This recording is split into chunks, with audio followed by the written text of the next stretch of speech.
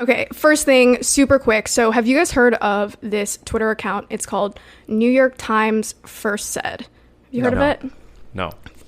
Okay, so it's kind of just like this fun little Twitter account where they track all of the articles being published by the New York Times, and then they find words that are published for the first time. And it's just kind of like a fun thing because I'll send you guys this, or I'll post it in the doc.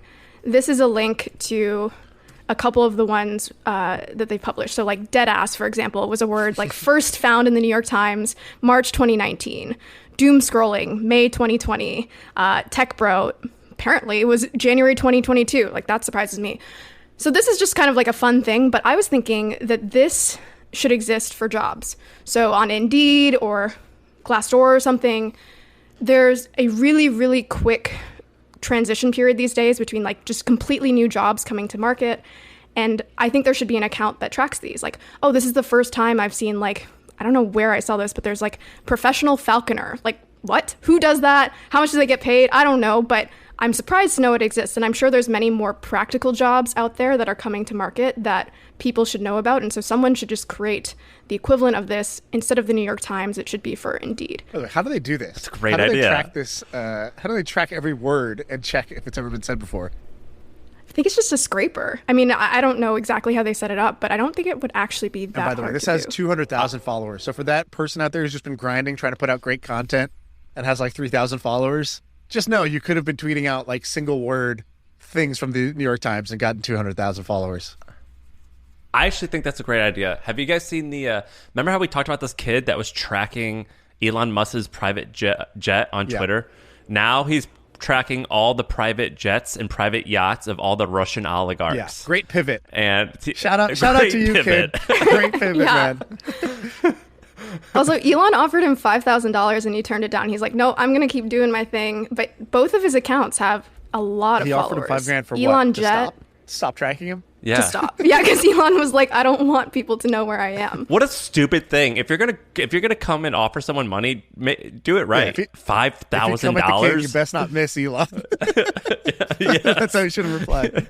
$5,000. I think this is cool stuff. I actually think this is a wonderful idea.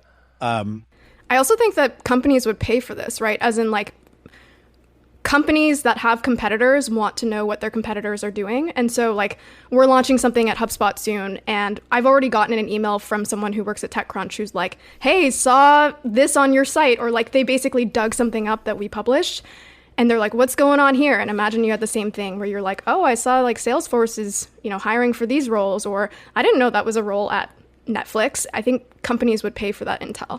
That's actually crazy fascinating. If you could aggregate, like, let's say that you're in the when I was at the Hustle, I cared about what, like, there's like 30 companies that I cared about what they were doing. It would be kind of interesting to if I would have paid a monthly fee and I would have gotten a daily email with like the movement and people's job listings. Yeah, that's what I was gonna say. I don't think it's so interesting like the Falconer or whatever. It's like, oh, whatever, someone made up a random job, but we see this a lot where it's like, oh, Netflix is hiring a Web3 engineer. That means they're probably trying to explore something in that space. And so you can kind of get a sense of what direction somebody's going. Oh, they're hiring enterprise sales.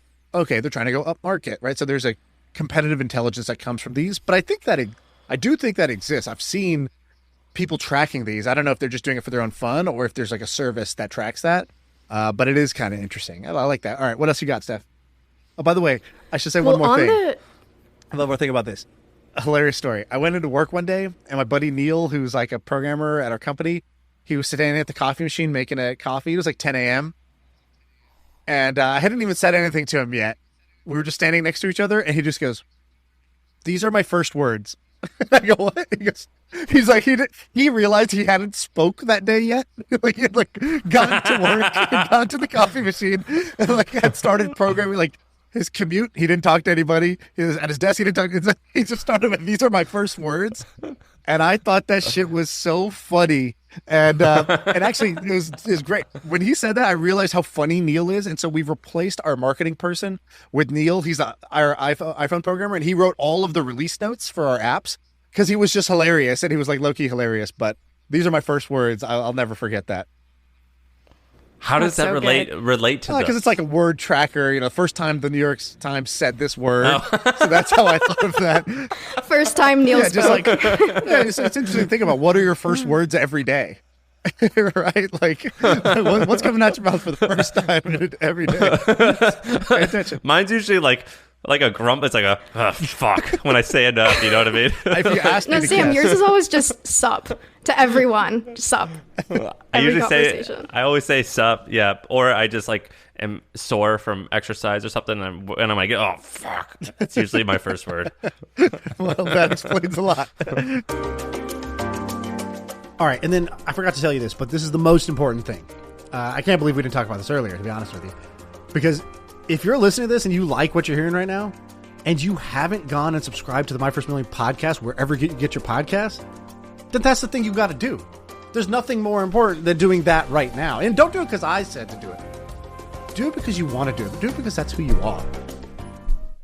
All right, what else you got, Steph? I guess related to companies hiring. So you guys know MSCHF, right? It's this like company that does these crazy stunts. They're on, I think, stunt number 70, and their latest stunt I thought was really interesting and relates to this idea of just like creative hiring. So if you scroll down, Tell me about what MSCHF is. I don't entirely get it because they raised funding, but when you explain what they are, I'm like, what grown adult would trust Dude, this it's child with money? It's like South Park or Saturday Night Live. It's a weekly show. It's like a weekly sketch, but it's just done through code. They make a website instead of like a video making a joke. They make a website that's a joke. yeah, But is it Exactly. Does it make money? I think it does. I don't know how much they've made. They've raised $3.5 million. So I don't know, like you're saying, I don't know who those investors are, what they're looking from MSCHF, but just to give like two examples. So one of them recently was, I think it's like called Tuntine. I don't know why it's called that, but basically it's called the game of death online, which you sign up, you get an account, and you pay $10 to join the game. And all you have to do is log in daily to stay alive. And the last person who stays alive gets all of the money. So it's just kind of like these silly, quirky games. But the last one they did was, they also do like commentary through their game. So it was a commentary on, in this case, the MSAT. So they got people to pay $50 to take the MSAT, and the highest that? score won. It's basically like their version of the SATs. And the person who got the highest score won the entire pot. So they didn't actually have that many people did it. They had 500 people who did it, but it reminded me of something you guys talk about on the pod or have talked about on the pod, which is, you know, the power of like crowdsourcing things, like SpaceX. If they want to develop some new technology, they put out some competition, and that tends to attract more interesting people than, you know, if they hire a bunch of recruiters to go, you know, find the people in theory they're looking for. And The example I think you're thinking about is they were trying to figure out some like, were they trying to like decode some protein or something that helped with this AIDS medication, and they like turned it into a video game, and they'd spent 10 years trying to solve it, and then like a bunch of video gamers got it done in like 3 weeks. Yeah. Well, there's the SpaceX. What's the SpaceX challenge? The one that everyone knows. You're talking about X Prize? It's just like their. That's not from SpaceX. Yeah, but there's also. But yeah, that's like a version of that where they basically just put out the bounty and then let anybody sort of enter to try to win. Okay, I feel like there's another one that SpaceX does, but in any case, like what I'm getting at is we work for HubSpot. There's all these companies that are trying to attract like quote unquote top talent, and they're doing it in a way that in most cases, like true top talent, like are you going to want to be like DM'd on LinkedIn and go through like a traditional interview process? Like in most cases, no. And so my question is, why isn't there like a really like MSCHF style recruiting agency that puts out these challenges that the smartest people on the internet are like stoked to solve, just out of like sheer pride that they then can funnel potentially into these companies? Maybe it's the case that these people just like would never want to work for these larger companies, but I just wonder why there isn't a more creative route to I have something. recruiting. I have something for you. So this is one of the very first articles The Hustle ever wrote. I don't even know if you can Google it anymore. It was literally like, we wrote it like 2 weeks after starting. And it was about my friend named Max. And if you Google, Ben, The Hustle Google interview, or the Hustle secret Google interview. So my friend Max was teaching himself. I got to remember all the details. This was like 6 years ago. He was learning some type of coding, some type of language. It was like a rare language, and he was typing in all these things on Google, like what does blank mean? How do you do blank? And after a while, his Chrome browser looked like the Matrix, and it said, "You look like you might belong to one of us." And he says, "We've noticed that you've been Googling a lot about this type of language, and we are hiring for that. Would you be interested in applying here?" That's amazing. And very few people ever saw this, but we wrote an article about this. This article got seen by millions of people. What's it say, Ben? What was the language? Google has a secret interview process, and it landed me a job. That's the headline. And he ended up working there, and it worked. It worked. And it was wild. That's dope. And only Google could do that because they own the browser and the search engine. But what if you were just like, what if there was just like an app that just sat on your computer that basically just tracked everything you did? I know, sounds great, but like gave you job opportunities based on what you do on your computer, right? Like if it knows that Steph is in all these different like subreddits, and it's like, and she's like looking at Google Trends and all this stuff, that's like a signal for what type of person you are, right? Like it's actually like a much higher quality signal in theory than any job interview you could do, where you're just trying to like present yourself as a certain way versus like what you actually do on the internet, right? Like, oh, you spend a lot of time in Excel, or what you actually do on your computer. It's like you spend a lot of time in Excel, so we've seen what your capabilities are. Okay, if you're doing macros in Excel, you could probably qualify for certain types of jobs. And so I wonder if there's like a thing you could do like for college students. It's like, hey, put this on your computer, and like, do you want your first job out of college? Like, we'll help figure out what that job should be. We'll help get you like a job opportunity just by putting this like tracker on your computer. Quick interruption. Do me a favor. Scroll down, and you're going to see a link to The Hustle. So if you want to stay up to date on the tech and business news you need to know, check out The Hustle. It's a daily email. I used to help write it. I love it. So check it out. Scroll down below. Sounds very not yeah, evil. I know it's always like tracking everything on your computer thing. But the reason I thought of this is because I watched the QAnon documentary, and in it have you guys heard of like Cicada 3301? No. No. It's they covered it in the documentary, but basically it was like the epitome of these like crazy online puzzles. I think there's been 3 of them. The first 2 were solved. The third one still has not been solved. And they are like, there's like a picture online, and there's like a message, and encrypted in that message there's a bunch of numbers, and then you have to know to like go to another website and put it in. The point is, a lot of people thought that this was actually a recruitment tool for like either the NSA or the CIA. And so I was like, man, there should be something maybe not that crazy, but something like that online for companies. Did you guys ever do one of those? I did this in college. We found this website, and it was like, it said some like vague thing. It was like, the game has only begun, but have you realized it? Like, have you realized that it's begun yet? And it's like, you have to like right click, view source, and in the source code, there's a URL. You go to that URL, and then it downloads an audio file. You listen to the audio file. It sounds like nothing. You listen to it backwards. All of a sudden, it gives you coordinates. You go to those coordinates on a map. The map leads you, and it was like a 50-part game, like mystery game, and me and all my friends got totally obsessed with this. We spent like hours and hours and hours. What was this called? Weeks. I don't remember what the name. This is back in college. This is like 15 years ago. But like I remember at the end, the last puzzle we could never solve, and I think the guy just made an unsolvable puzzle. Like, I just think there was no solution. And his name was Mr. Wiggles or Mr. Squiggles or some shit like that. And he had this puzzle that was like the unsolvable thing at the end, but it was so much fun. And actually, now that I think about it, that is actually a great like filter and barometer for who might be good at certain types of work. Like the type of person that would do that for fun and solve that problem, I would love to hire that person, right? Because I know what. Well, that took. could you be like there's this like, if you're that game maker, Mr. Wiggles or whatever, like could you like do that as a service for a variety of companies? And like make these games like, hey, we're gonna try and find you, but I bet it's like, hey, I bet we're gonna do this thing, and this thing, and I bet you we're gonna get you 20 new applicants every month. Yeah, to these silly games, but they're gonna be high quality. Steph, what's Nuuly? So Nuuly, have either of you guys heard of Nuuly? Nuuly. I think this is just a quick one, but basically, so it's this company that is part of the Urban Outfitters subsidiary. So Urban owns Urban Outfitters, Anthropology, Free People, and Nuuly. And Nuuly is a different take. So all of those other businesses sell clothes in a very traditional way. What Nuuly is a rental business. So every month they send you 6 items. You choose those 6 items on your own. They send them to you. You get to rent them for a month. And then at the end of the month, you have the option to keep them at honestly a pretty discounted rate, somewhere between like 15 to sometimes up to 60%. And they have a ton of brands in there, including their own brands. And the reason I thought this was interesting is, there's other rental clothing services out there, but this is tacked on to existing businesses that weren't renting clothes.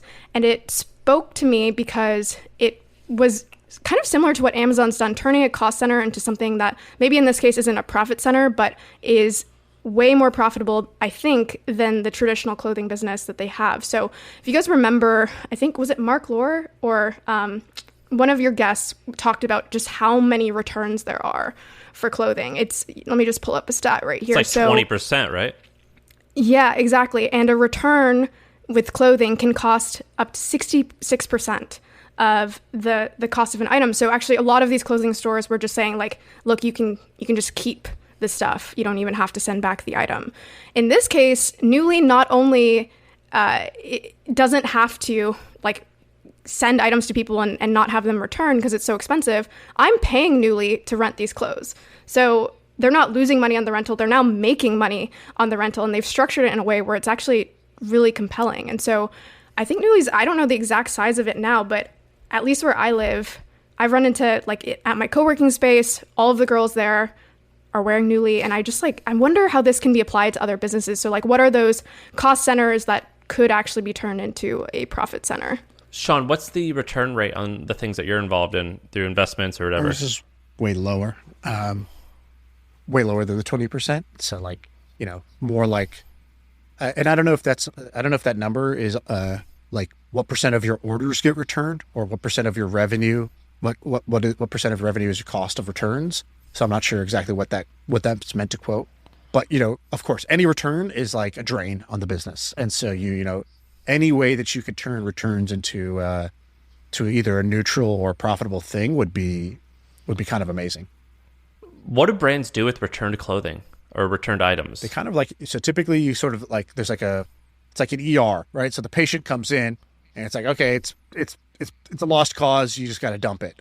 Right. Or it's like, oh, this could be patched up. Okay. So you just need to like retag it. It's in good condition, retag it, put it back in packaging. It's all good to go. Sometimes you have to like clean it, steam it, whatever. Like, and in fact, there's a guy, Sonny, who follows us on Twitter and listens to the pod, and he has this thing called Rock Returns. So I think he had an e-commerce brand. He had like a suit brand, like a nice men's suit brand, and returns were kind of like killing him because it's like a very kind of like heavy thing to ship, and it's an expensive product. And he's like, well, what am I supposed to do with this? And his 3PL or like his warehouse was not like, they weren't willing to like reprocess the suit, and he couldn't send out a questionable suit. So he had to know that this is like, if it is going to be sent back out, it's in good condition. And so he actually created his own returns warehouse, and he's doing it for himself and now a bunch of other brands, right? Same as the AWS model. So he turned his cost center into a profit center. And I think this business is better than his e-commerce business overall. And he's just becoming an expert of like, oh yeah, like here's the efficient way to handle returns. And now he's doing it for himself and a whole bunch of other e-commerce brands. And he's like nerding out about it hardcore. He's like, dude, I found this new way of like steaming the thing that like makes it, where we get extra 10% of them back into circulation because they're better now. Or like we could turn it around at this cost. And they just charge like a cost per return processed basically for the brands. Damn, that's bad. Because usually what makes you good at processing returns is not the same thing as what gets you good at like a general warehouse with a bunch of pallets and boxes and shipping orders out. It's like takes like a different skill set in a way.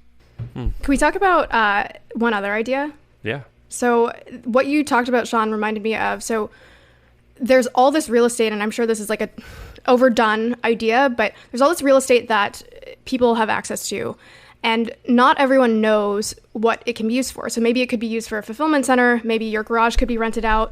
And there's a couple examples that I came upon that I thought were interesting. And I wonder if someone could aggregate all of these different ways that real estate or parts of real estate can be used to gain some income. So let me give you a couple examples. A lot of people have heard of solar panels So companies will pay you so that you can install solar panels on your roof. You'll get into a licensing agreement and they'll make money off of that. That's why they'll often install it for free.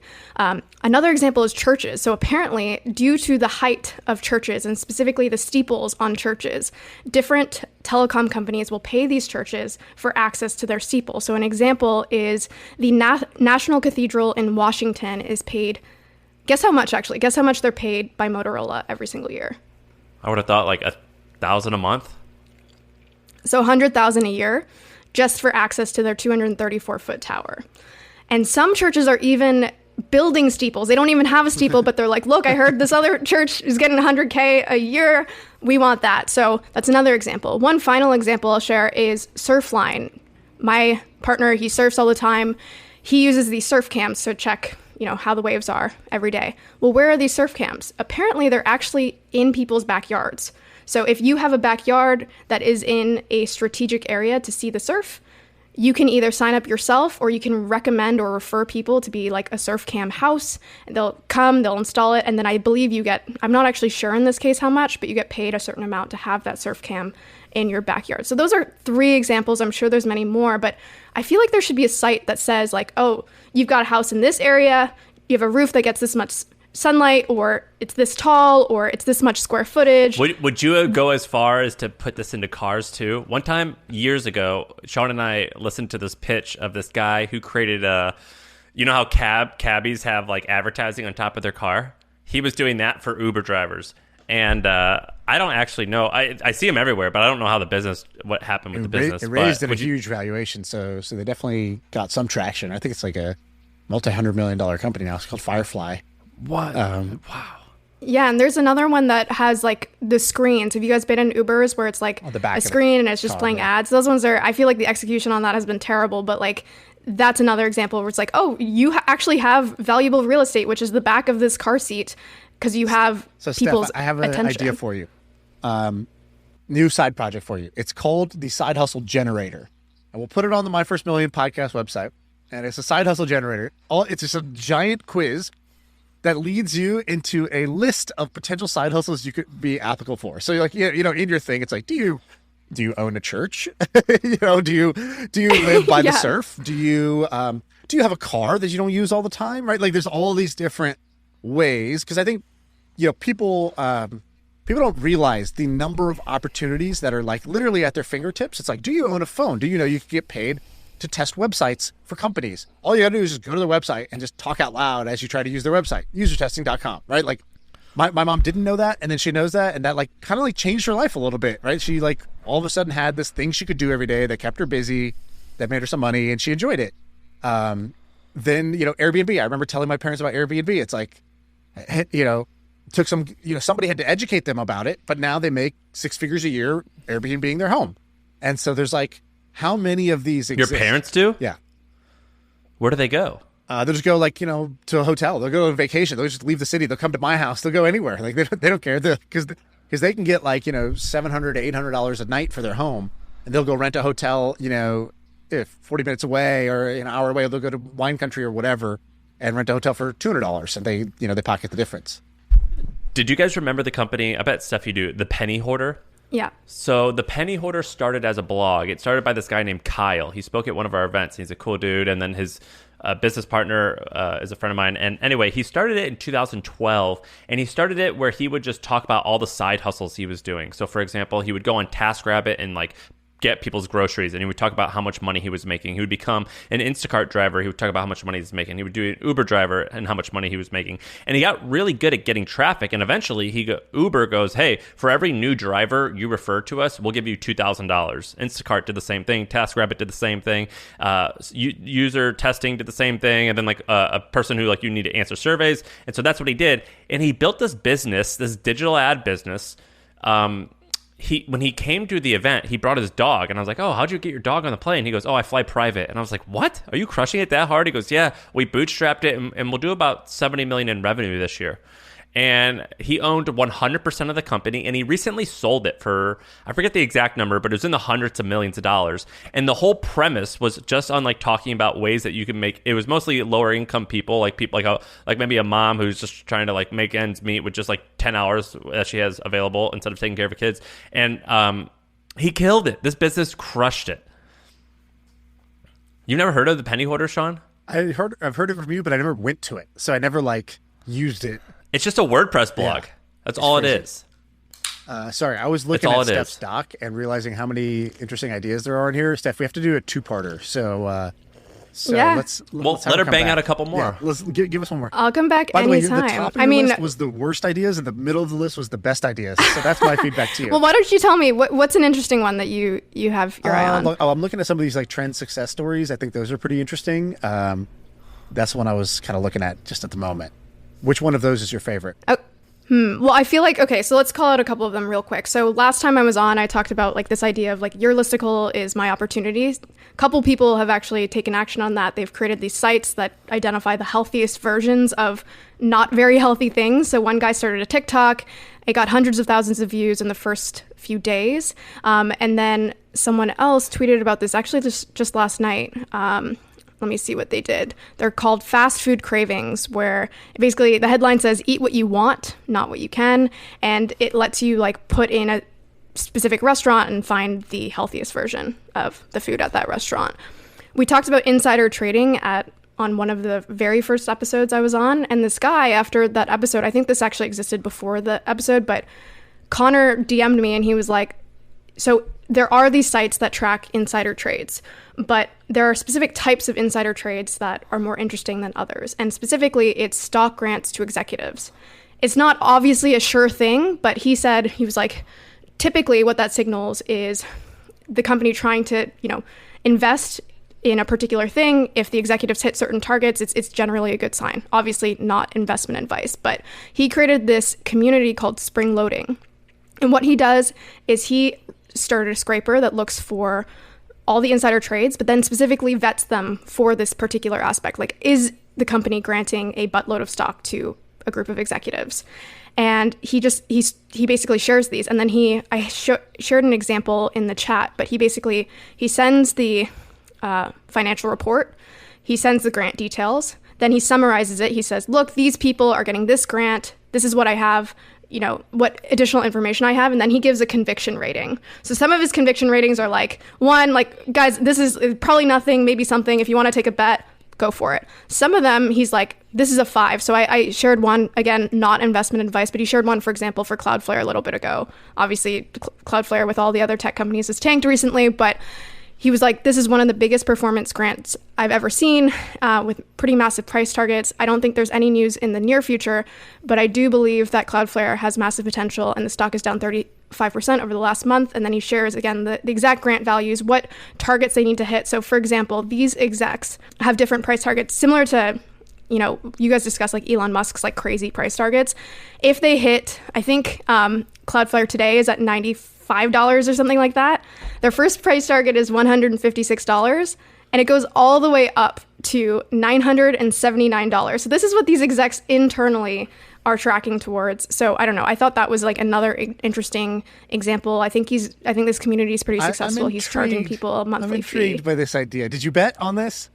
I haven't. Cal, my partner, he's been in the community. He did actually, I mean, again, not financial advice, but he bet on one, and I can't remember what company it was, but it did one day like go up 10x. That's all I need. But this was also in the one anecdote. Don't even tell me more. Actually, just leave it there, and I'm convinced. I don't need anything else. Well, I was gonna say I definitely like don't want people to be going and gambling their money on that one anecdote, but it is interesting to even just like be in there and what I've found, because I'll just like dabble in the community. I haven't placed any bets, but to see what like I'm learning about a bunch of different companies that I've never heard of. I'm seeing like how these different companies are structuring stock grants and like why, and someone commenting on it, and then of course there's just like a bunch of people commenting like, are you betting? Like, oh shit, like I'm 50% down, like how are you doing? And it's kind of like a fun community as well. Do you guys have this is awesome. Do you guys have a like a degenerate budget or like a learner budget where it's like, okay, this is my fuck around with money that I can try different things, or do you guys not do that? Sam, you're shaking your head no. I don't, but do you? It sounds like you do. I do, yeah. How much? Well, let's talk about like in percentage terms. So it's like, what would that be? It's like No, don't do percentage terms. Like literally, how much? like $50,000? No, more than that. Wow. Yeah, for sure. And so, what will you do with that? What's an example of a risky thing that you've done? I think I've told this story before, but I remember watching. So the idea with these is, I'll just tell the story first. I watched a YouTube video of this guy. No idea who this guy is. Some Wall Street, some hedge fund guy. And basically, he's a prolific short trader. Is kind of like the vibe I got from this video. Couldn't tell you. How tall couldn't was tell he? you his name. Couldn't tell you what his track record was. White guy, looked reasonable enough. And he basically was like, he's like, yeah, he's like, my short pick of the year is Tootsie Roll. And, and I was like, well, I was listening. I was like, what Tootsie Roll? I didn't even realize that's a public stock.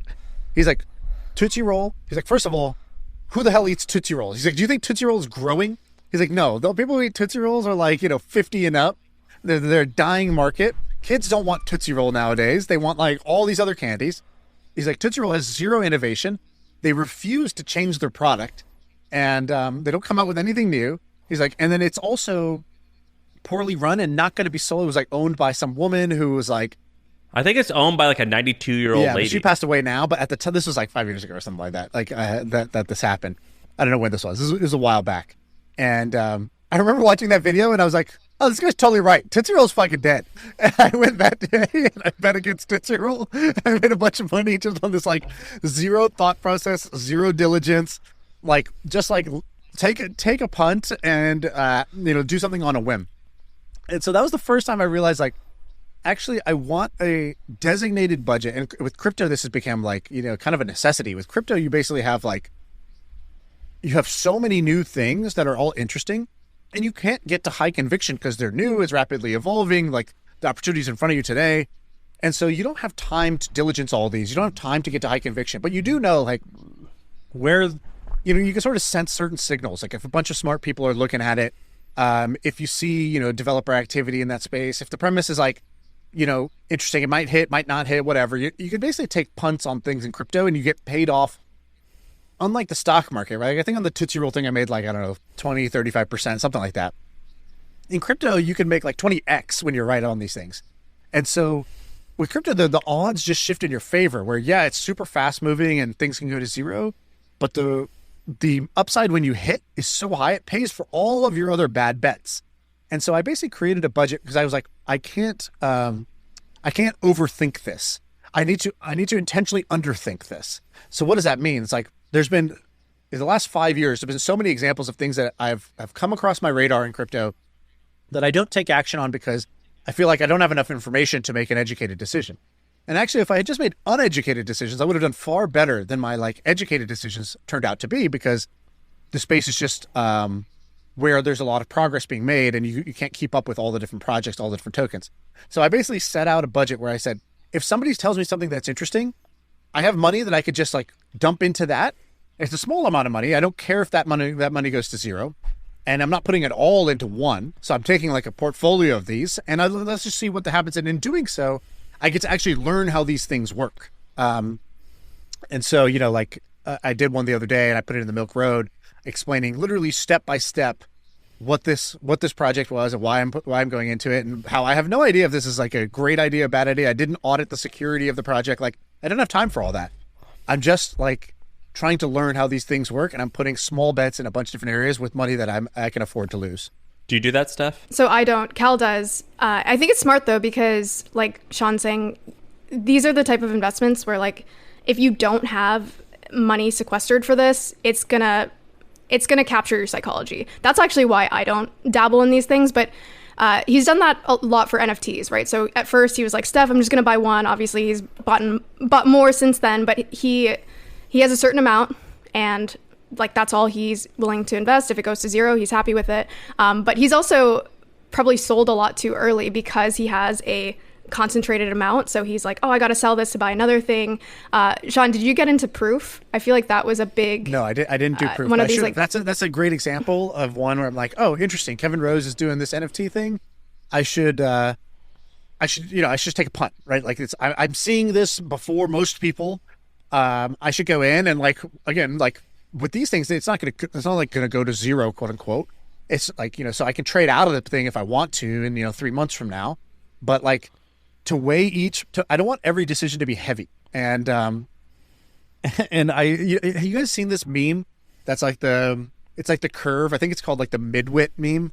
It's basically like, there's an idiot on one side. There's a genius, on one side is the idiot. He looks like a troll. He looks like, like whatever, Shrek.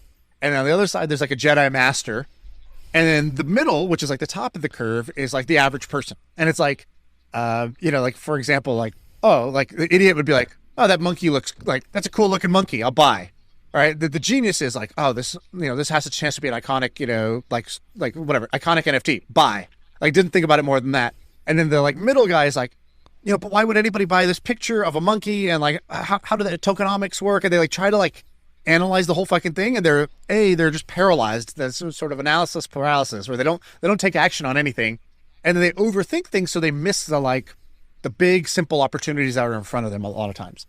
And I heard the guy from YC, Michael Seibel, talking about this. He goes, this is often the case with startup ideas. He goes, a beginner, like you out of college when you don't know anything about anything, you just think it's all like, you don't know how hard it's going to be. You don't know you don't know how to vet opportunities. You just be like, oh, that sounds cool. Like, let me try that. And then same thing with the Jedi Master. The Jedi Master's like, oh, like, would it be cool if we could take a rocket to Mars? Let's try that. Like that's also the, like, you don't need to analyze it beyond that at the beginning. It's like this fundamental decision is very simple. And then like the person I hate talking to is like, the second time founder who's trying to like over optimize their cap table and like try to get like really complicated about the valuation and this and then that. And then they're trying to do like this lean startup validation about every single thing. And it's like, that's the hardest person to deal with because they know too much, but not enough to know how to keep it simple. And he was talking about like the best startup ideas. They go to like that idiot genius category where it's like, like, we should make cars that are electric. We should sell books online. Yeah, it's like... what if you could buy a book online? And it's like, that's it, right? You don't need to go too much further than that. What's that video called? It's one of the Y Combinator. It's Michael Seibel and this guy Dalton Caldwell. They do like a split screen side by side, and they just talk about something for 30 minutes. And this was one of them. I don't remember the name of the video. Do you know the name of the title? I want to listen. I can find it real quick while you guys are talking, but. I don't know. Do you guys believe in that? Like this idea of the sort of like idiot genius, like don't overthink it thing? Well, I just did the idea. I just did the idea. Well, go ahead, Steph. I'll let you go first. Well, I was just going to say quickly, like, yes, I believe in it. And yes, I think it applies to like different things. So I would say I'm the like, would you call it like mid-twit or something? Midwit. Somewhere in the middle for like midwit in finance. That's why I don't dabble, because I'm like, I overanalyze things. I hear one piece of news, I'm out kind of deal. But I think it applies to like with startups. I think I'm maybe not that. With other things, I certainly am like just terrible. And so I think it. Like our friend Jack Butcher is a great example of this, right? Like he saw NFTs and was like, oh, that looks cool. Like I'm gonna buy one. I'm gonna make one. What should I make it of? I don't know. Like this. What about this diagram I already have? Like, it's like the simplest shit. And the guy's made millions of dollars this year. How much do you think he's made off those? How much do you think he's made on those? Do you think he's like wildly wealthy from those? I don't know. He's done well for sure. I think, he bought apes. He bought a punk. I think he's bought some of the projects that went up from like, for sure. And plural, like you said, like apes, not like one ape. He's bought multiple of all of those. Yeah, I think those were like priced at like, whatever, like $1,000, like, 18 months ago. And now each one is worth like, $250,000, $500,000. So I don't know if he held, I don't know what it was, but even just the stuff he made, right? Like, I know a lot of people that are like, oh, Web3, the metaverse. I need to create an NFT project. It needs to have this and that and utility, blah, blah, blah. And he's like, hey, I minted a picture of like a thing that says not like right click save as, it's kind of like just making fun of the space. Sold it for like $50,000, right? Like did that in an afternoon. And that's like the mid, instead of being the midwit overanalyzer, logical, processor of all things, he went to the kind of the idiot genius zone and just took a punt. And because he's in the idiot genius zone, it's not heavy. It doesn't take a lot of time or energy or money to like try it. And so I specifically carved out a portion of my investing budget to say, look, this is my gamble. Like, I'll get rid of my gambling energy. I'll learn by doing this because I'll do things that I wouldn't otherwise do. And I'll have skin in the game. So I'll actually pay attention to it. And like, who knows, maybe I'll have some hits out of this. And I honestly think that part of my portfolio is going to do better than the well thought through, quote unquote, part of my portfolio.